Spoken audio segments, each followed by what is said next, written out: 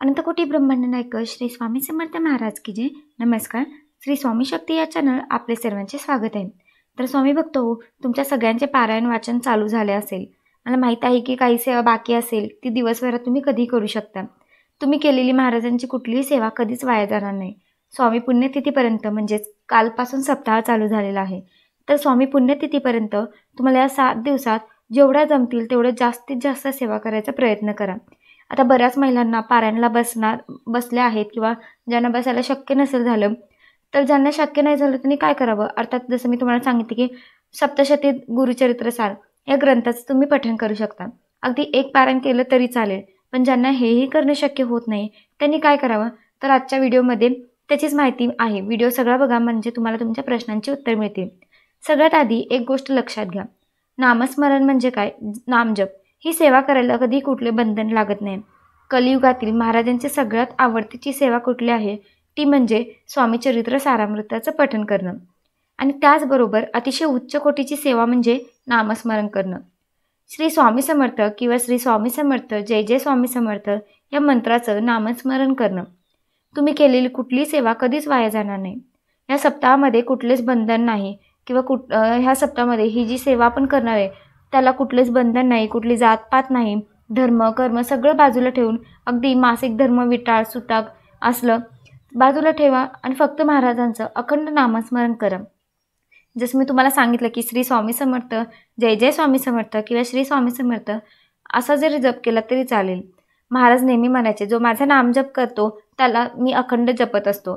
तर जर हे महाराजांचं अभयवचन आहे तर आपण चिंता कशाला करायची।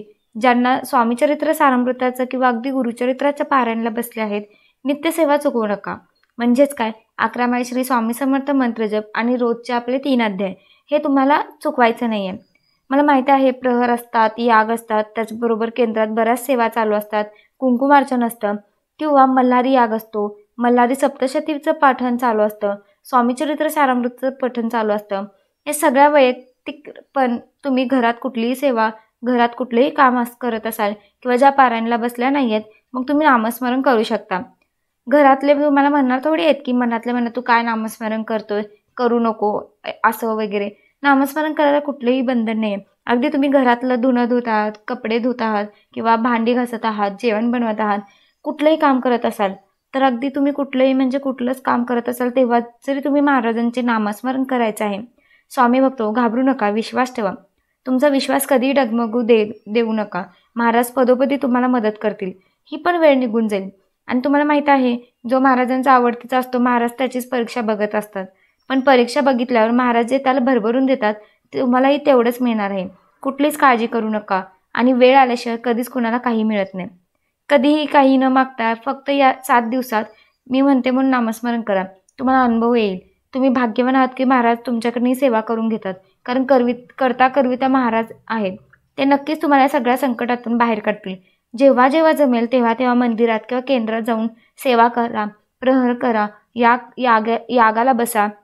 जे पण केंद्रात सेवा होतात त्या सगळ्या शक्यतो करण्याचा प्रयत्न करा। आणि बघा, आणि घरात जर करत असाल तरी पण चालेल, घरात मनातल्या मनात अखंड नामस्मरण करा, तुमच्या सगळ्या इच्छा पूर्ण होतील। महाराजांचा ज्याच्यावर वरद असतो त्याला महाराजांकडे कधी काही मागावं लागत नाही। उलट महाराजांचे इतके उपकार होतात ना, आपल्याला कितीही सेवा केली तरी ते आपल्याकडनं महाराज हे उपकार आपण फेडू शकत नाही। तर जास्तीत जास्त सेवा करायचा प्रयत्न करा। सप्ताह अजून आहे शनिवारपर्यंत, त्याच्यामुळे यागाला किंवा प्रहराला केंद्रात जावा, तिथे जे पण सेवा असतील त्या सगळ्या सेवेमध्ये भाग घ्या।